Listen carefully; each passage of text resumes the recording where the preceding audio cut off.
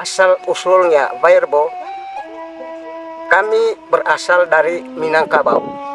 Sejarahnya maka kami keluar dari Sumatera, katanya dua beradik kakak di Sumatera dulu mencari siapa yang hak wilayah. Halo bro, Assalamualaikum warahmatullahi wabarakatuh. Kembali lagi dengan saya Davan Mulifa di seputar Minang Mulifa Channel.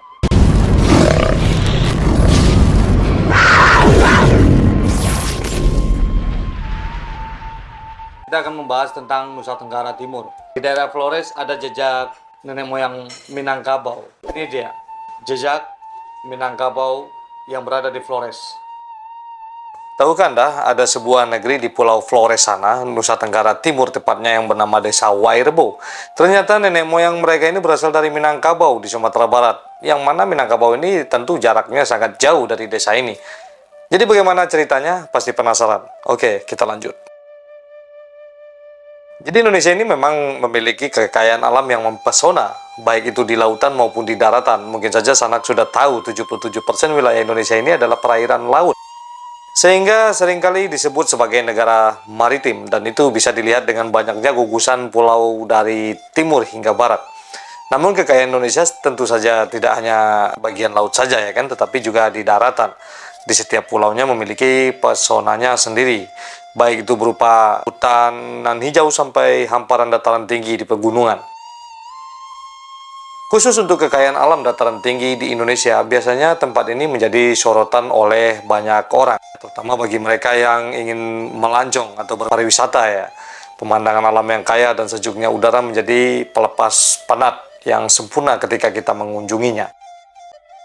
Hanya saja kita juga jangan lupa, di dataran tinggi di Indonesia tidak hanya ada suguhan pemandangan yang mempesona, seperti yang kita lihat, kita menikmati pesonanya pemandangan tersebut, tetapi juga ada masyarakat setempat yang mendiaminya. Terkadang mereka yang tinggal di dataran tinggi Indonesia ini sangat jauh dari peradaban hiruk pikuk perkotaan, tetapi masih bisa menikmati hidup bersanding dengan alam. Nah, dari mereka juga kita bisa belajar sejarah, budaya, dan tradisi yang dianutnya. Jadi ada banyak masyarakat dataran tinggi yang membuat pemukiman atau desa di sejumlah daerah di Indonesia ini, yaitu salah satunya contohnya ialah Desa Wairebo ini. Letaknya di Pulau Flores, Nusa Tenggara Timur, atau biasa kita singkat dengan NTT ya. Nah, di tempat ini masyarakat Desa Wairebo bermukim di sebuah dataran tinggi nan terpencil yang menyatu dengan alam.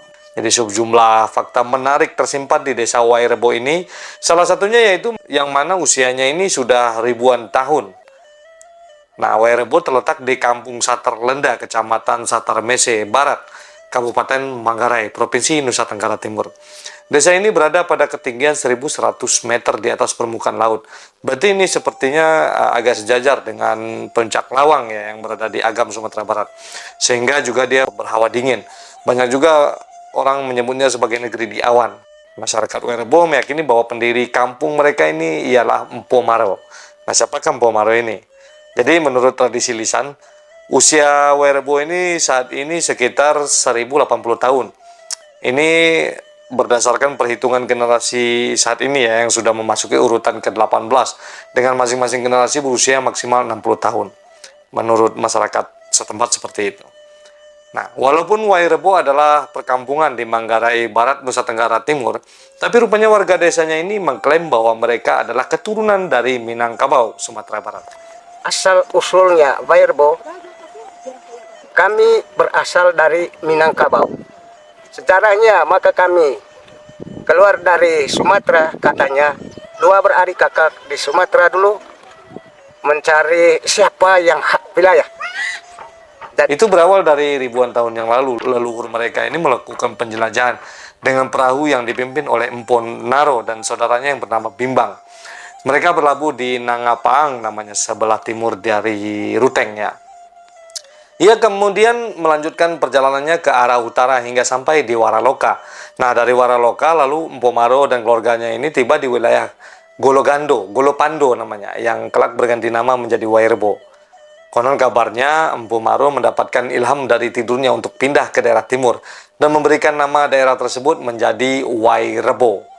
Nah, bila dilihat dari Google Map ya, jauhnya perjalanan antara Provinsi Sumatera Barat ke Nusa Tenggara Timur ini bisa mencapai 3.000-an kilometer. mungkin saja bisa memakan waktu sehingga 3 hari jika kita berjalan menggunakan perjalanan darat seperti memakai mobil. Jadi pada zaman dulu jelas belum ada mobil ya kan. Jadi perjalanannya lebih berat berhubung memakai perahu. Kemungkinan lamanya perjalanan akan memakan waktu berminggu-minggu atau bahkan bisa jadi berbulan-bulan ya. Tergantung dari kondisi cuaca laut ketika sedang berlayar. Meski mereka memiliki darah orang Minang, tetapi nama-nama penduduk desa Werebo ini tidak seperti nama orang-orang Minang kebanyakan sepertinya. Meskipun begitu, penduduk yang mendiami desa tersebut masih mempertahankan unsur keminangannya dalam segi seperti arsitektur rumahnya, adatnya, dan lain-lain. Nah, kita berbicara soal arsitektur rumahnya. Soal arsitektur rumah adat desa Werebo memang menonjol dan menjadi daya tarik bagi para wisatawan untuk berkunjung ke sini. Bentuknya itu berupa lumbung kerucut dan hanya berjumlah 7 buah saja. Nah, ini konon kabarnya bentuknya ini mengadopsi rumah gadang yang bisa dijumpai di Ranah Minang. Cuma ini sepertinya gonjongnya dipisah-pisah ya. Bagian atap yang disebut Niang Dangka ini, bagian ini kemungkinan besar mengadopsi atap rumah gadang dengan bumbungan bertanduk lengkap 2 yang dijadikan 1. Nah, Mbaru Niang ini mendapatkan penghargaan tertinggi untuk kategori konservasi warisan budaya UNESCO Asia Pasifik pada 2012 silam. Jadi memiliki 5 lantai dengan tinggi sekitar 15 meter. Di setiap bagiannya memiliki fungsi yang bermacam-macam untuk kebutuhan rumah tangga keluarga yang mendiaminya. Nah, rumah ini juga memiliki nama lain yaitu rumah bundar. Sedikit tidak cocok sebenarnya karena bentuknya yang mengerucut ya, bukan bundar. Nah, rumah ini memiliki diameter dan ketinggian yang sama dan bisa ditinggali 6-8 keluarga maksudnya. Nah, rumah adat Mbaru Niang di Werebo ada 7 buah, masing-masing rumah terdiri atas 5 tingkat. Nah, tingkat pertama itu adalah tempat tinggal anggota keluarga. Tingkat kedua itu tempat menyimpan makanan sehari-hari. Nah, tingkat 3 ini adalah tempat menyimpan makanan cadangan. Dan tingkat keempatnya merupakan tempat penyimpanan benih, dan tingkat kelimanya itu untuk menyimpan piring guna memberi makan leluhur, itu katanya. Nah, piring ini hanya dikeluarkan saat upacara khusus di pertengahan November biasanya. Nah, letak desa Werebo ini bisa dibilang terpencil karena berada di pegunungan yang aksesnya masih belum bagus, saya kira. Ini perlu diperhatikan oleh pemerintah. Jadi tim Lonely Planet, sebuah penerbit buku asal Australia yang sering membuat buku panduan perjalanan, menginfokan lewat buku Lonely Planet Indonesia butuh sekitar 3-4 jam untuk menyambangi desa Werebo. Untuk mencapai Werebo, pengunjung dapat menggunakan mobil atau motor dari Ruteng, ibu kota Kabupaten Manggarai, menuju desa Denge. Dari Denge, perjalanan dilanjutkan dengan berjalan kaki sekitar 2 jam menuju Werebo ini. Jadi masuk ke desa Werebo tidak dipungut biaya. Tetapi lain lagi jika kita ingin menginap di sana untuk menikmati keeksotisan pemandangan pada malam dan pagi hari desa tersebut. Tidak ada biaya masuk menuju Werebo pada 2020 ya.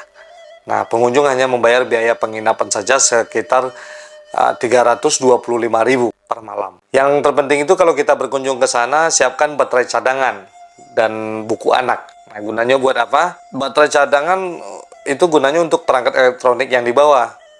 Masalahnya di Werebo ini akses listrik masihlah sangat terbatas.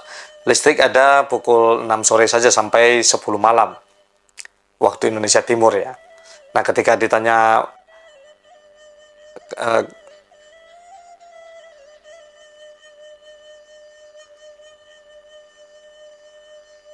adapun membawa baterai cadangan untuk gawai tidak terlalu dibutuhkan di sana karena minimnya sinyal operator seluler.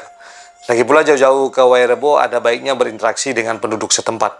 Namun perlu diketahui ketika berinteraksi dengan penduduk setempat, khususnya pada anak-anak di Werebo, mereka tidak terlalu lancar berbahasa Indonesia. Karena sehari-hari lebih banyak menggunakan bahasa Manggarai ya, Nusa Tenggara Timur. Meskipun kurang dalam berbahasa Indonesia, anak-anak Werebo tetap mempelajarinya di sekolah desa terdekat. Nah, Werebo sendiri memiliki perpustakaan untuk asupan literasi bagi anak-anak setempat. Nah, Werebo tidak memiliki lembaga pendidikan. Anak-anak Werebo ini menempuh pendidikan dasarnya di desa terdekat dari sana yaitu Denge dan Waikombo. Walau demikian, Werebo memiliki perpustakaan hasil sumbangan dari donatur ya, dari banyak donatur. Nah, buku yang disumbangkan itu bisa kita langsung berikan kepada guru di Werbo atau orang dewasa. Di sana memang ada imbauan untuk tidak memberikan apapun ke anak-anak, baik itu uang ataupun makanan-makanan kecil. Hal itu dilakukan agar menghindari mental meminta-minta bagi anak Werbo, dan itu pasti nantinya akan mengganggu kenyamanan bagi para wisata yang mau datang ke sana.